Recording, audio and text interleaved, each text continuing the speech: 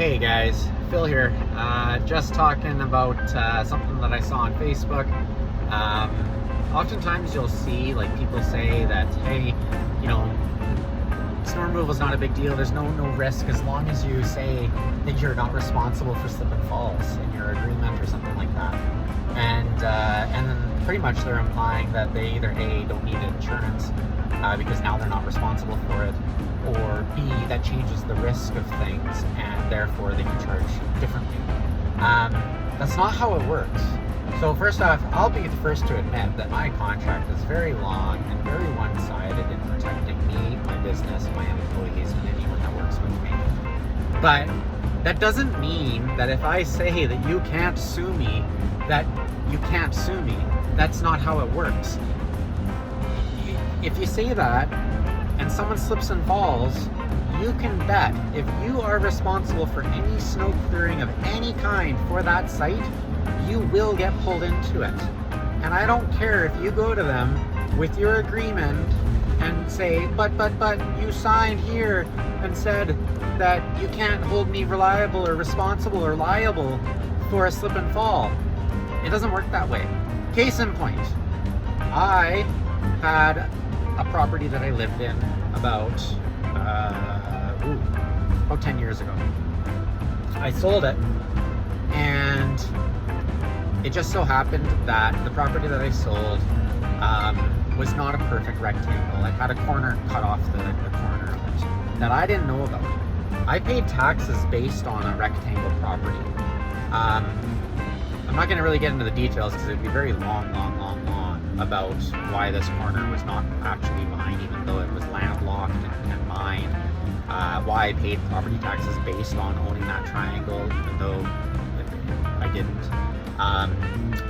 But essentially, I went to a lawyer and I was like, "Hey, what do I do about this? Like, do they even have a leg to stand on?" And the lawyer looked at it, looked at the evidence that I had, and they laughed and said, "No, they don't have a leg to stand on." And I said, "Okay, great. So that means I'm not going to get sued." And he's like, "No, you still have to defend yourself." And I said, "Okay, well, how much is that going to cost me?" And he's like, "About $18,000, and give or take." And I said, "Well, the lawsuit was for around, I can't remember, around $18,000. Honestly, it was the same amount." And I said, "So I'm going to pay a lawyer to defend myself $18,000 and win, or I'm just going to pay this guy $18,000. And he's like, "Yeah, pretty much." And I'm like, "Well, that's ridiculous." So I ended up going to court myself, and it was the blessing in disguise. Very stressful. But I went to the court, I represented ourselves, my family, and we won. We went against lawyers and we won. My point is, again, they didn't have a freaking leg to stand on. Anyone that looked at it with half a brain knew that they didn't have a leg to stand on. But I still had to go through it, and I still had to defend myself. In a slip and fall case, that's probably going to be more than a small claims case, and you're going to have to hire a lawyer because you can't represent yourself in I can't remember, I don't know, above small claims. Essentially, you can't represent yourself in Canada anyways. You have to hire a lawyer. Slip and falls is not going to be a small claims case, most definitely. Therefore, you're going to be needing a lawyer, and you're going to be wanting insurance for that.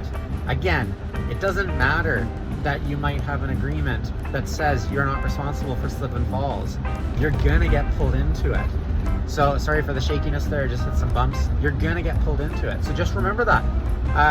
And don't look at insurance a different way. You need insurance, and it doesn't matter how many disclaimers you have. These sites, this was specifically about a senior site. These sites are risky. They're high risk. They're the highest risk out there.